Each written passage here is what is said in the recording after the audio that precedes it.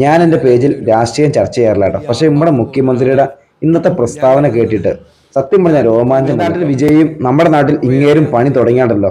നമ്മുടെ നാട് നന്നാവും ഉറപ്പാട്ടോ അത്. ഉള്ളിലെങ്കിലും ഞാൻ അങ്ങനെ ഒരു വലിയ ആർഭാടത്തിൽ പോകേണ്ട ഒരാളല്ല.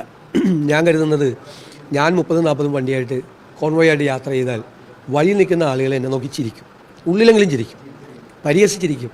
ഇതാരാണ് അല്പം ഐശ്വര്യം വന്നപ്പോൾ അർദ്ധരാത്രി കുട പിടിക്കുന്നവനാണെന്ന് തോന്നും. അതുകൊണ്ട് നാണക്കേട് ഒഴിവാകാൻ വേണ്ടിയിട്ട് മാത്രമല്ല, ഇതൊക്കെ ഒരു മെസ്സേജ് ഉണ്ട്. നമ്മൾ എത്രയും പത്രാസ് അധികാരത്തിൻ്റെ കൂടുമോ അത്രയും നമ്മൾ ജനങ്ങളിൽ നിന്ന് അകലും. അവ എത്രയും വലിയ പത്രാസ് കുറയ്ക്കണം. അപ്പോൾ നമ്മൾ ജനങ്ങളുമായി കൂടുതൽ അടുക്കും, കൂടുതൽ ആളുകളുടെ കയ്യിൽ നിന്ന് വിവരങ്ങൾ കിട്ടും. ഞാൻ ജനങ്ങൾക്ക് കൊടുക്കുന്ന വാക്ക് അധികാരത്തിൻ്റെ പത്രാസിൽ മയങ്ങില്ലെന്ന്. അത് മയങ്ങിപ്പോയാൽ എനിക്കൊന്നും ചെയ്യാൻ പറ്റില്ല.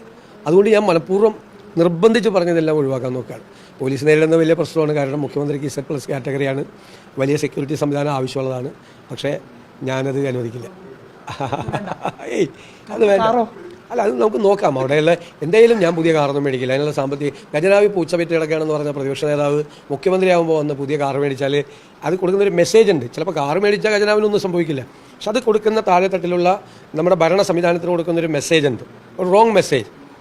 ഞാനങ്ങനെ ഏറ്റവും വലിയ അങ്ങനത്തെ ഉള്ളത് വെച്ച് പോവാം. അത് ഏത് വണ്ടിയാണുള്ളതെന്ന് വെച്ചാൽ, ഏത് വണ്ടിയാണ് അവൈലബിൾ എന്ന് വെച്ചാൽ വണ്ടി പോകും. പുതിയ വണ്ടിയൊന്നും മേടിക്കില്ല. തൽക്കാലത്തേക്ക് കേരളത്തിലെ